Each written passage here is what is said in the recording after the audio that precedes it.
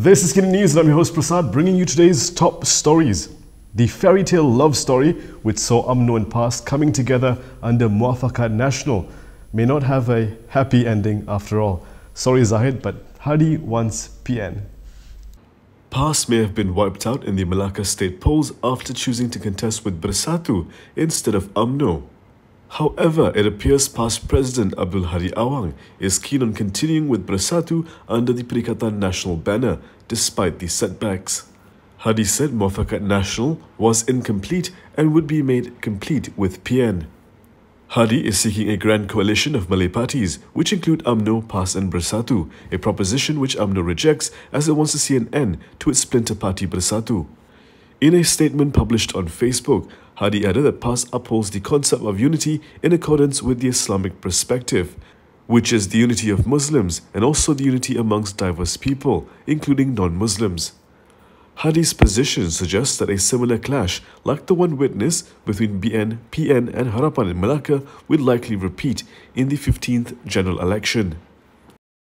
Now that Umno knows it doesn't need PAS to win an election, as we saw in Malacca, the breakup doesn't seem to be bothering the country's largest political party. End of story and close the book. This is how a veteran Umno leader has described the party's alliance with PAS. Umno Secretary General Mustapha Yaakub has called on the party's Supreme Council to dissolve Muafakat Nasional and dismantle its charter. Mustapha said this will avoid a prolonged polemic between the two parties.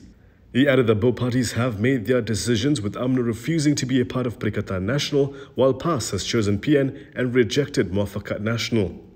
He also said that Muafakat Nasional is not a registered alliance, describing it as a failure and is no longer needed.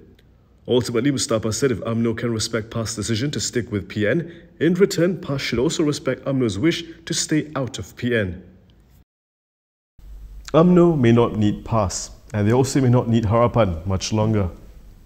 The Memorandum of Understanding between the federal government and Pakatan Harapan may not last until July next year. This is according to Umno Youth Chief Ashraf Wajdi Dusuki. In a dialogue session on Astro Awani, he claimed Harapan did not appear serious in upholding its end of the bargain when it encouraged defectors to bring down the Umno Bersatu Malacca government. He added that Harapan even promised the defectors to make Idris Harun the chief minister. That was what led him to withdraw from the state government. Ashraf said this when asked about Umno's push to expedite the general election after BN's success in the Malacca polls. BN won a landslide, securing 21 out of the 28 seats, while Perikatan Nasional won 2 and Harapan won 5. Asked if Umno's push for early polls would backfire, Ashraf stressed that was merely a view among some leaders. He added that it would help ensure a more stable government instead of having to rely on political compromises. Malacca Bersatu is looking for new blood to step up to strengthen the party after it was clear that the old ones had failed. Muhammad Rafiq Naiza Mohidin has resigned as Malacca Bersatu chief and Malacca Perikatan Nasional chief with immediate effect. This comes following his defeat in the recently concluded Malacca state election. Rafiq, who was defeated by BN in Teluk Mas, said the decision was made to make way for new leadership in the state in preparation for the 15th general election. He said this will also enable him to focus on strengthening the support of the people for Tanggabatu PN and Bersatu. He said his resignation letter will be submitted to Bersatu President and PN Chairperson Muhyiddin Yassin by tomorrow. In a statement today, he said he would like to apologize for the mistakes he has made during his tenure. Bersatu only managed to win 2 out of the 15 state seats it contested in Malacca. Its allies, PAS and Gerakan, lost all seats contested. Now we have a message from our sponsor. When we're back, Harapan wants a word with the AG.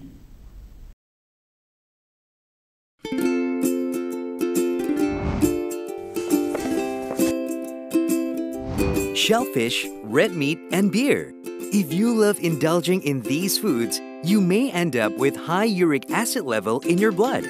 These foods consist high level of purine, a substance that will eventually break down into uric acid and be excreted through our urine. It is recommended that the amount of dietary purines should be kept between 600 to 1000 milligrams per day. Having too much uric acid in your blood can cause attacks of gout. It can also cause kidney stones and blockage in the kidney.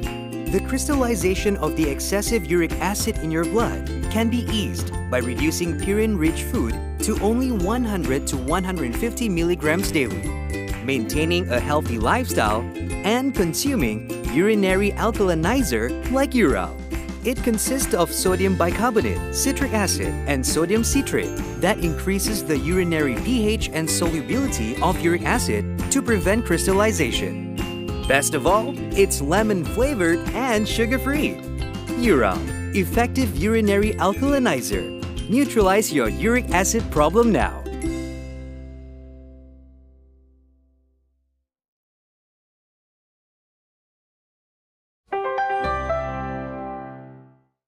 Harapan, which is still the country's largest opposition coalition, wants to know why Tajuddin Abdul Rahman has not been charged yet.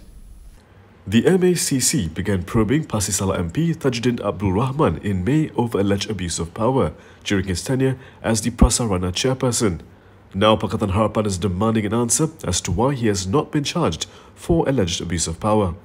The Harapan Presidential Council said Attorney General Idrus Harun's failure to take action in this case after 6 months shows that he too is abusing his power by conducting selective prosecution that is politically motivated. They added that with Tajuddin slated to become the Malaysian ambassador to Indonesia next year, having the case hanging over him could create a negative perception towards the country. The statement was signed by coalition party leaders Anwar Ibrahim, Muhammad Sabu, Lim Guaneng and Wilfred Marias Tangau. The MACC probe was initiated after, among others, allegations surfaced that Tajuddin was pulling strings in a project that a family-linked company was involved in.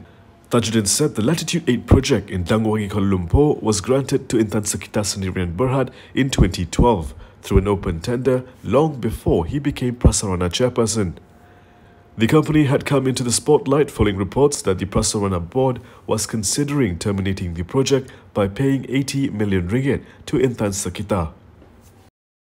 Muhammadin Ketapi, who ditched Warisan last month, is now Bersatu's latest member.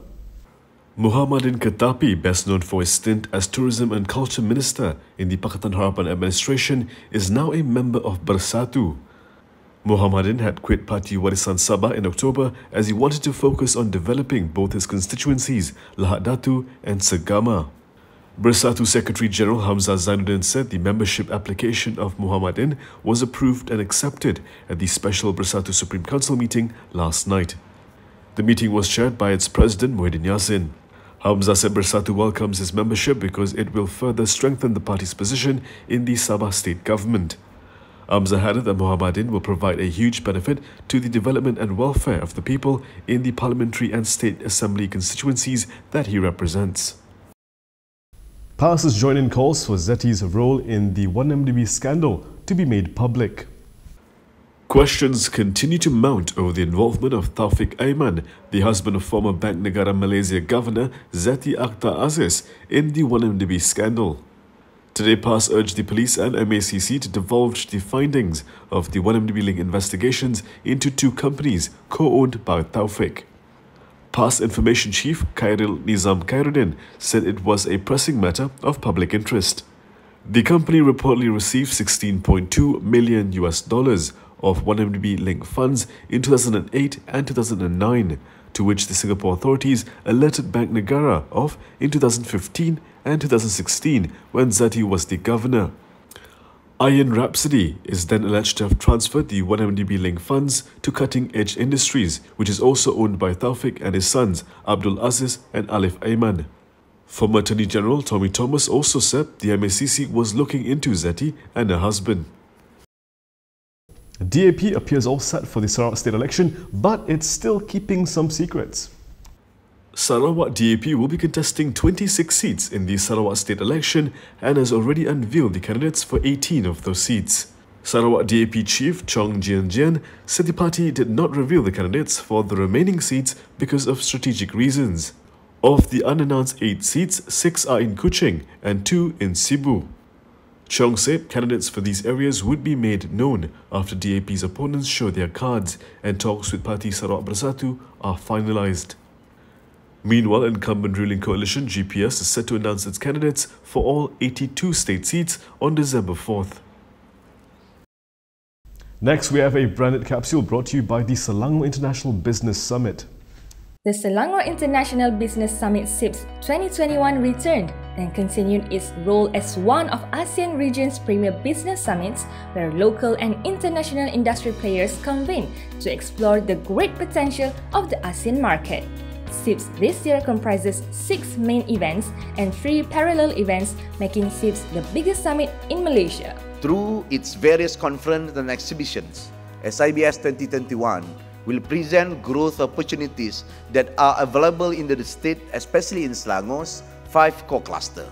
The 5 core clusters include a range of industry ranging from aerospace to pharmaceutical, which have the highest potential to drive economic growth for the immediate period as well as the future. SIPS 2021 was officiated by the Raja Muda of Selangor, Tengku Amir Shah Sultan Sharafuddin Idris Shah. The hybrid event was held physically across 13,339 square meters with 500 physical booths at Kuala Lumpur Exhibition Centre and more than 800 virtual booths at www.selangorbusinesshub.my. SIBS is still the best platform for key business players, investors, and decision makers from various industries to connect, collaborate, and create limitless opportunities, and the number of participants affirms our aspiration to make SIBS a vibrant business event for all. The Selangor International Expo Medic and Selangor Industrial Park Expo Spark are the 2 new events added to SIPS 2021 edition, which are set to encourage more business opportunities. Firstly is the Selangor Industrial Park, or in short we call it SPARK, to promote our industrial park and also supporting services related to the development of the industrial park and also setting up of any factories in our industrial park. The second one is the Selangor International Expo on Medic. So the focus on medical, so those involved in medical devices, diagnostic activities, medical services, hospital and so on. And also we are having a conference, Selangor International Healthcare Conference, which are discussing a lot of things, vaccines, diagnosis, the aged care facilities, and so on. So these are the 2 additional events that we add into our SIPS versions this year. And that is all from me today. For more stories, you can go to KiniTV.com. You can also follow us on Instagram, Twitter, YouTube and Facebook for the latest news updates. If you like to support independent media, do consider subscribing to MalaysiaKini.com. I'm Bersatu. Thank you for watching.